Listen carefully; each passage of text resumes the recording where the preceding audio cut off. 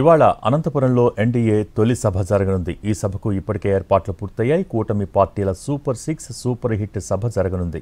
ఈ సభకు ముఖ్యమంత్రి చంద్రబాబు, డిప్యూటీ సీఎం పవన్ కళ్యాణ్, మంత్రి లోకేష్, బీజేపీ నేత మాధవ్ హాజరు కానున్నారు.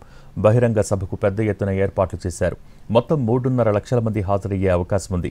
6,000 మంది పోలీసులతో భారీ బందోబస్తు ఏర్పాటు చేశారు. 55 డ్రోన్లు, 400 సీసీ కెమెరాలతో నిఘా పెట్టారు. కమాండ్ కంట్రోల్ రూమ్ ఏర్పాటు చేసి ఎప్పటికప్పుడు పోలీసులు భద్రతను పర్యవేక్షిస్తున్నారు. అధికారంలోకి వచ్చిన తర్వాత 3 పార్టీలు కలిసి తొలిసారిగా సభను ఏర్పాటు చేశాయి. 15 నెలల్లో ప్రభుత్వం తీసుకున్న నిర్ణయాలు, అభివృద్ధిపై వివరణ ఇవ్వనున్నారు నేతలు.